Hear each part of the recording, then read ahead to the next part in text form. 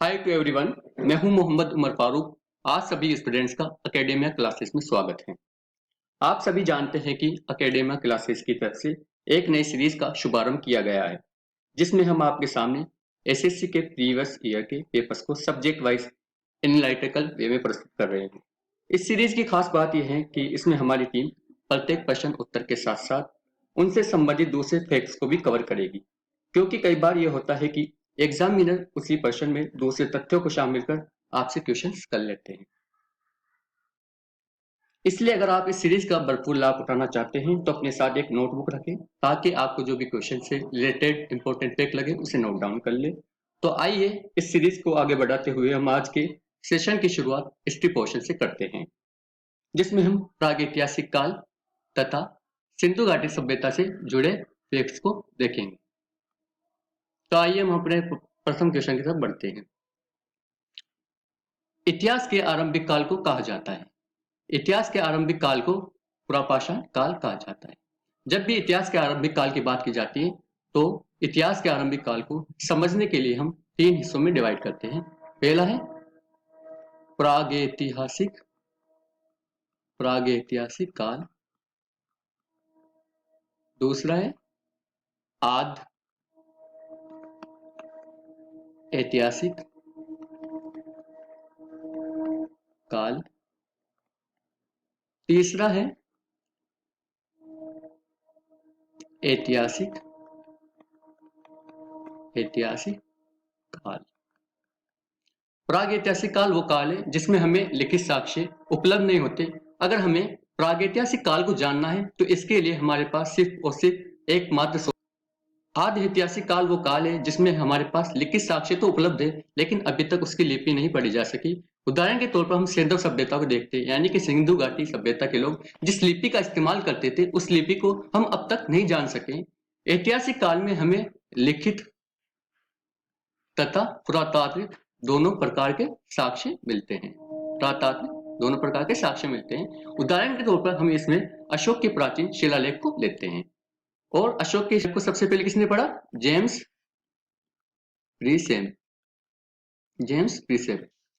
इसके अलावा पुरापाषाण काल को भी हम, जब प्रागैतिहासिक काल की बात की जाती है तो इसको भी तीन हिस्सों में डिवाइड करते हैं। पहला है पुरापाषाण काल, दूसरा है मध्यपाषाण काल, तीसरा है नवपाषाण काल। पुरापाषाण काल का टाइम पीरियड है 5 लाख से 10,000 ईसा पूर्व। मध्यपाषाण काल का होगा 10,000 से पूर्व, और नवपाषाण काल का है लगभग 8,000 ईसा पूर्व। नेक्स्ट सेक्शन, भीमबेटका गुफा मध्य प्रदेश राज्य में स्थित है। और ये मध्य प्रदेश में किस जिले में स्थित है? ये है रायसेन। इसके अलावा साल 2003 में यूनेस्को ने इसे विश्व स्थल घोषित किया था। भीमबेटका पुरा ताकि साक्ष्य मिलते हैं, यानी कि अगर हमें निम्न पुरापाषाण कालीन सभ्यता को पढ़ना है, जानना है, तो इसके लिए हमें हमारे पास भीमबेटका एक महत्वपूर्ण सोर्स के रूप में उपलब्ध है। नेक्स्ट क्वेश्चन, किस काल में पत्थर के औजार सबसे पहले पाए गए थे? तो इसका आंसर होगा पुरापाषाण काल। पुरापाषाण काल में सबसे पहले पत्थर के औजार पाए गए थे। नेक्स्ट क्वेश्चन, सिंधु घाटी सभ्यता की सड़कें कैसी थी? तो ये है चौड़ी और सीधी। इसके अलावा सिंधु घाटी सभ्यता की सड़कें आपस में एक दूसरे को किस प्रकार आती थी? सिंधु घाटी सभ्यता की टाइम पीरियड की बात की जाए तो 2500 से 1700 ईसा पूर्व। सिंधु घाटी सभ्यता के जो सबसे पहले पता लगाया था वो लगाया था 1826 में। किसने लगाया था? सिंधु घाटी सभ्यता आज के भारत तथा अफगानिस्तान में स्थित है। अफगानिस्तान में स्थित है। इसके अलावा इसका उत्तर से दक्षिण है वो है 1100 किलोमीटर, तथा पूर्व से पश्चिम में कितना है? पूर्व से पश्चिम में इसका है 1600 किलोमीटर। उत्तर में ये मांडा, यानी कि जम्मू कश्मीर में मांडा से लेकर दक्षिण में देमाबाद जो कि महाराष्ट्र में स्थित है, यहाँ तक इसका फैली हुई है। इसके अलावा पूर्व में ये है आलमगीरपुर। मेरठ से लेकर मेरठ में आलमगीर कहाँ पे? उत्तर प्रदेश में, से लेकर सूट कांगे डोर जो लंबाई और चौड़ाई फैली हुई है, यानी कि और इसका कुल क्षेत्रफल कितना है 13 लाख।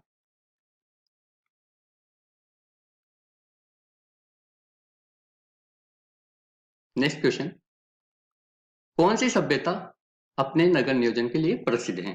तो यह है सिंधु घाटी सभ्यता। नेक्स्ट क्वेश्चन, हड़प्पा सभ्यता के खंडर किस नदी के तट पर पाए जाते हैं? तो यह है रावी नदी के तट पर। इसके अलावा रावी नदी सिंधु नदी की सहायक नदियों में से एक सहायक नदी है। इसका उद्गम कहां से होता है? हिमाचल प्रदेश के, कहां से? हिमाचल प्रदेश के कुल्लू पहाड़ियों, कौन सी पहाड़ी? कुल्लू पहाड़ियों के रोहतांग दर्रे, रोहतांग दर्रे के पश्चिम से होता है। और रोहतांग दर्रा का क्या है? रोहतांग दर्रा मनाली, मनाली को किससे जोड़ता है? लेह से। हड़प्पा सभ्यता की खोज किसने की थी? दयाराम साहनी ने।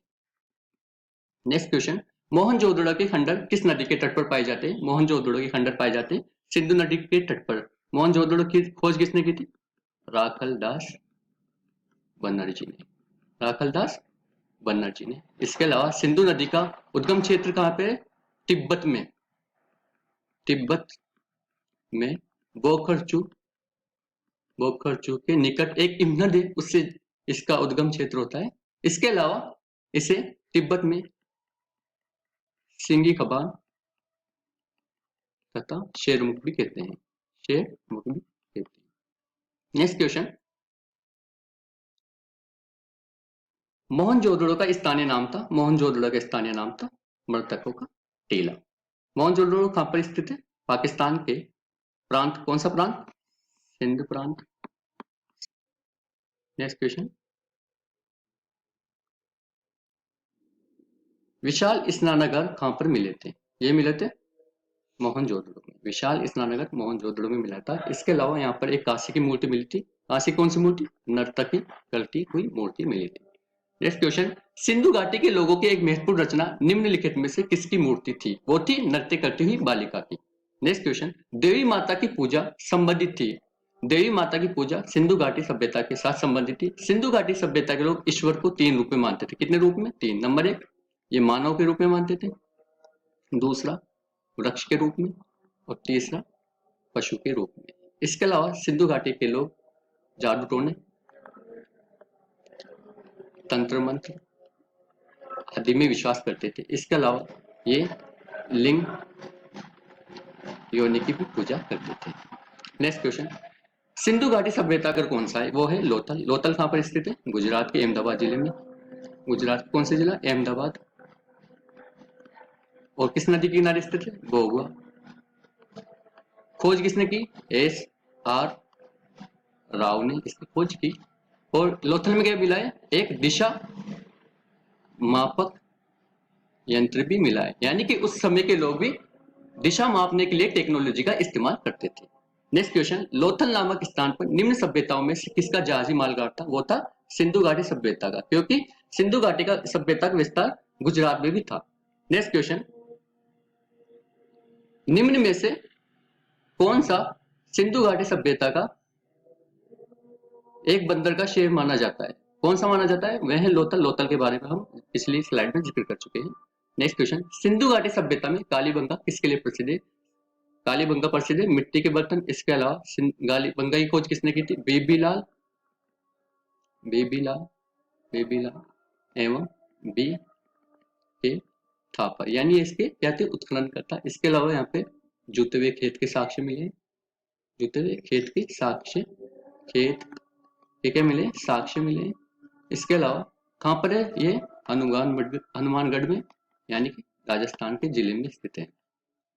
नेक्स्ट क्वेश्चन, सिंधु अर्थव्यवस्था की ताकत की वो थी व्यापार। जिस तरह से उस वक्त के लोग व्यापार करते थे और शासन व्यवस्था भी किसके हाथों में थी? में थी। नेक्स्ट क्वेश्चन, कौन सी धातु वो थी? लोहा। नेक्स्ट क्वेश्चन, शोतुगई किस देश में है? वो है अफगानिस्तान में। तो आज के लिए बस इतना ही। अगर आपको ये वीडियो पसंद आई है तो लाइक करें, अगर कोई आपके पास सुझाव है तो कमेंट सेक्शन में पिन करें और अपने दोस्तों के साथ शेयर भी करें। अगर आप इस चैनल पर नए हैं तो उसे सब्सक्राइब करें और साथ में बेल आइकन पर प्रेस भी करें, ताकि इस चैनल पे आने वाली प्रत्येक वीडियो की नोटिफिकेशन आप तक पहुंच सके। Take care, bye bye.